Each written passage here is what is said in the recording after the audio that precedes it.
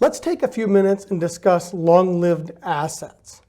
When we talk about long-lived assets, what we're talking about are things that are actively used in the business, but their benefits extend beyond the current year. Think about tangible fixed assets, things like equipment, machinery, vehicles, computers, land, buildings. I'm sure you're starting to get the picture here. These are things that we purchase for our business, but their use is not just for this year, it's for a number of future years. Or we could have intangible assets. Now these are things that don't have physical substance, but they definitely have value. Think about a company's logo or a patent that allows you exclusive rights to manufacture and sell a particular product. Or it could be natural resources, oil, timber, minerals that we would mine from the earth. These are all long-lived assets that have future benefits. And we're going to be using some terminology here. I just want you to think about a few terms. When it comes to fixed assets, and I'll tell you what, sometimes half the battle in learning accounting is just the terminology. Because we have, when do you use the word depreciation in regular everyday conversation? But for fixed assets, we depreciate them. So fixed assets that are tangible are subject to depreciation, which means that we record an expense in a particular time period.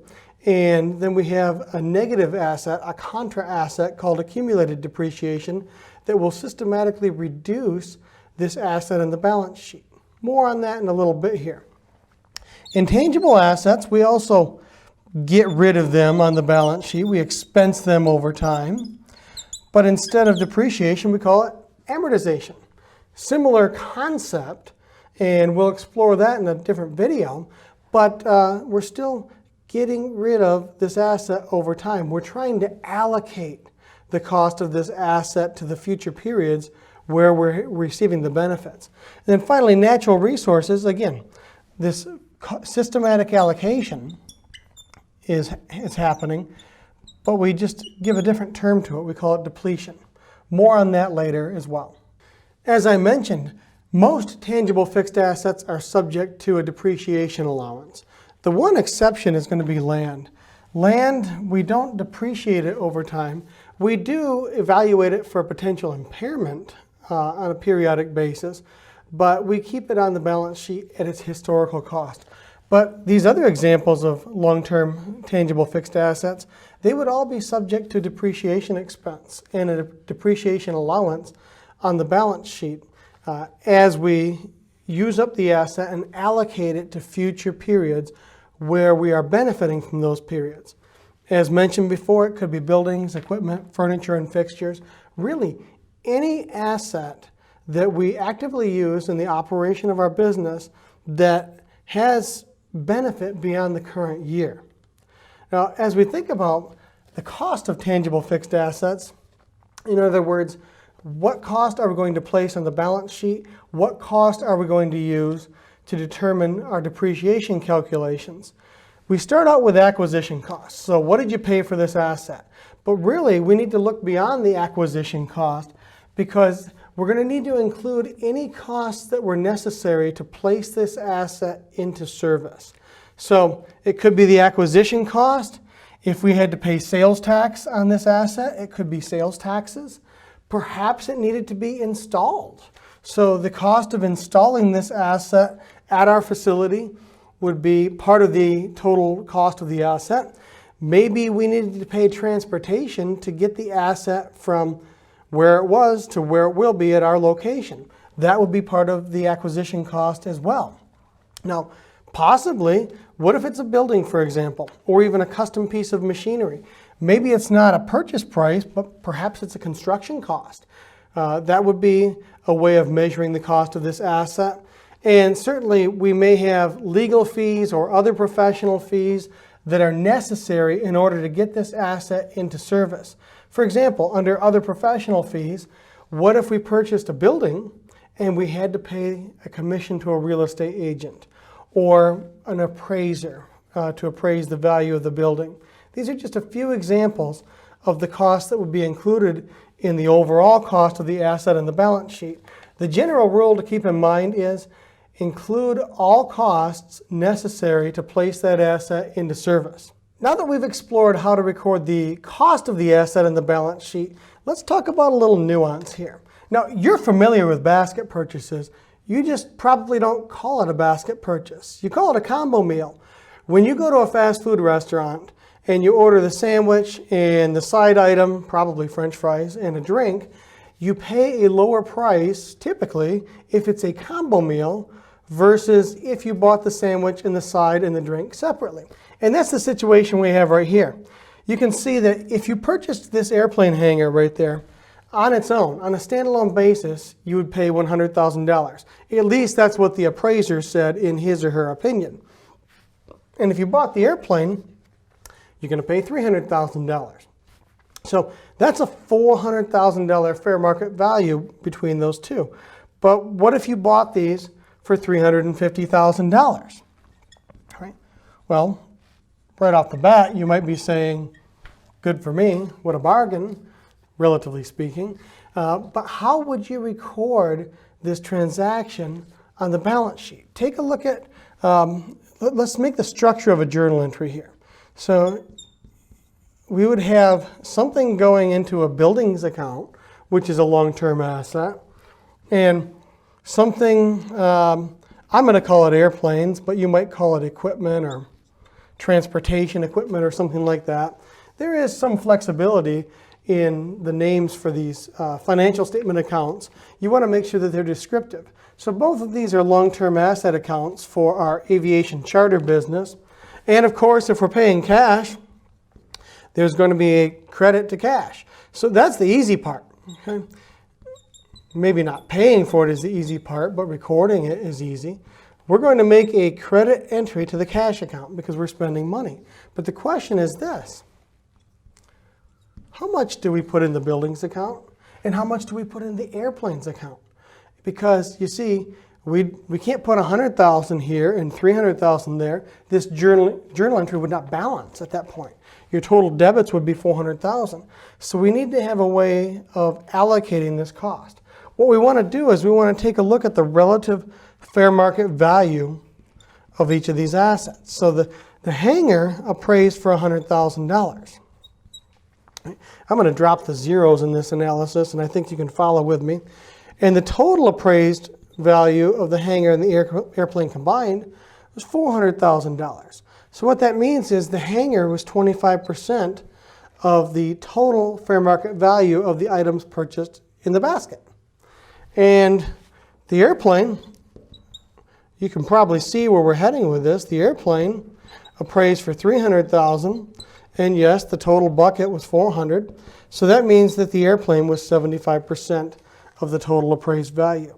Now what we can do is we can apply these percentages to the purchase price. So $350,000 times 25%, which was the relative fair market value of the hangar, is $87,500. And take that same purchase price for the entire basket times 75%, and 75% is the relative fair market value of the airplane.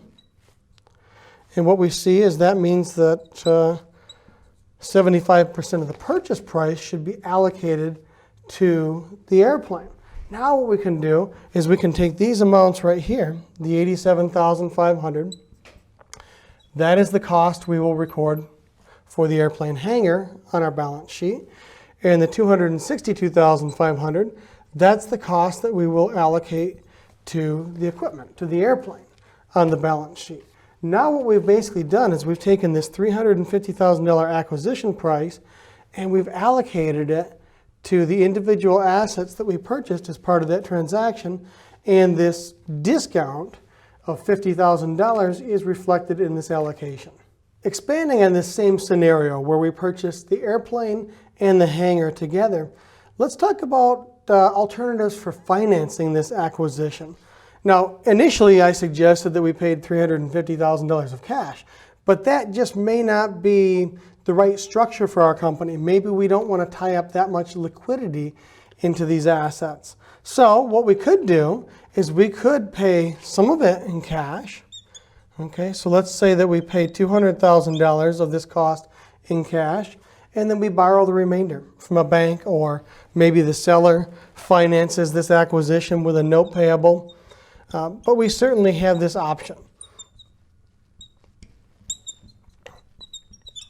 So I'd just like to illustrate that a lot of times with long-term assets, they can be such a significant cost that instead of using cash to finance the acquisition, we sometimes will use some cash, but then we finance a portion with a note payable, and then of course we will have interest and principal payments due over the next several years. Sometimes accountants have to exercise judgment when deciding whether an expenditure should be capitalized on the balance sheet. In other words, it should initially become an asset on the balance sheet, or should it immediately be an expense on the income statement. And the decision, it's not black and white. There are facts and circumstances that we have to consider. Consider one example here. Major repairs, replacements, or additions. We will capitalize those costs. So if we go back and look at this airplane, if we had to replace the right engine of this airplane, we would capitalize that cost and we would depreciate it over the next several years. Now, ordinary maintenance and repairs. Let's say within that right engine, we had to replace the alternator or the starter. A relatively minor expenditure in the grand scheme of things. We would probably call that repair and maintenance expense. And you see the distinction. The engine cost would go on the balance sheet as an asset, and then it would eventually be depreciated over time. It would eventually make it to the income statement, but in small chunks, smaller chunks over time. Whereas a repair or a routine maintenance expense, like a new starter or an oil change, we would immediately call that an expense on the income statement. But it's not always that black and white. Some things you need to be thinking about for capitalization. Does the purchase extend the useful life of the asset? Does it make the asset more productive or more efficient? Okay, these are questions we should be asking, and the answers to those questions will help us decide whether to capitalize or expense the asset. Oftentimes, the capital assets are major expenditures. They're often big dollar amounts. That doesn't necessarily have to be the case, but it seems to go hand in hand. They're often less frequent than the types of expenditures that we would treat as an expense. So think about major overhauls, major replacements, maybe adding functionality. Maybe another example would be if we have a pickup truck and we add a snowplow to the front. That would be a major enhancement that enhances the usefulness of that asset. Now we can plow snow with it. Now, when we look at expenses, those are often smaller, but maybe not necessarily, right? Maybe not necessarily, often smaller, and they tend to be recurring.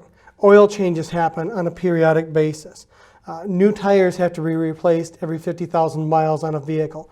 Those types of things. And expenses, they typically don't extend the useful life of the asset. At the end of the day, what we're seeing is accounting judgment is critical. Earlier, I suggested that land is not subject to depreciation, and that's absolutely true. For both financial statement depreciation and for income tax depreciation, we don't record depreciation expense for land. But it doesn't mean that we will always keep that land on the balance sheet at its historical cost. We might. It might stay on the balance sheet at historical cost indefinitely. However, there's always the possibility that an asset could become impaired. And any asset is potentially subject to impairment. Land provides a pretty tangible example. So let's say that we had purchased this land for $500,000, but we've discovered some toxic waste, and this becomes an EPA Superfund cleanup site, and it becomes readily apparent that there is no value in this land. In fact, a separate discussion could be, beyond getting rid of the asset on the balance sheet, should we be also recording a liability for any cleanup or mitigation costs? But that's a topic for a different discussion. At this point, I just want to illustrate what would happen if this land that we had originally thought would be subject, it's for our business expansion. So we had intended to maybe put a new retail store here or a new warehouse. And we had the land on the balance sheet for $500,000, but we find out that there is no value. Well, this other than temporary decline, that's what the FASB likes to call it. You can think about that as more permanent in nature. If there's a permanent decline in the asset, this is the journal entry we're going to be recording. We're going to reduce the land account, in this case, down to zero. By making a credit entry to this land account, it'll go from $500,000 down to zero. And then the unpopular thing here, beyond getting rid of that asset in the balance sheet, is we have to record an expense on the income statement. So you see what's happening. If there is a permanent decline in the value of an asset, any asset, just land in this example, we can and should reduce the carrying value of that asset in the balance sheet, and we do that through expense as a mechanism. Now, this is definitely an unusual and infrequent departure from the historical cost principle, but what you can see is it upholds the principle of conservatism. Okay? When we find out that there is a likelihood that this asset loses its value, we reflect that reality in the financial statement. As mentioned earlier, sometimes these long-term assets don't have physical substance. We're going to go into much greater detail regarding some of these intangible assets in a different discussion, but just understand at this point that intangible assets are assets on the balance sheet because they have future value, and they're long-term assets. They're not subject to depreciation, they're subject to amortization. What we will do is we will amortize these over their legal life or their useful life, whichever is shorter, which, as you can see, is conservatism as well. So more on these later, and some of these actually are not subject to amortization, but we'll talk about those in a different discussion. Finally, natural resources.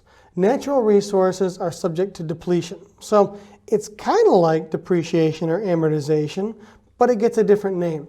Now, depletion, what we're basically trying to do with depletion expense is we're trying to take the cost of acquiring natural resources. I've given you an image of an oil well here.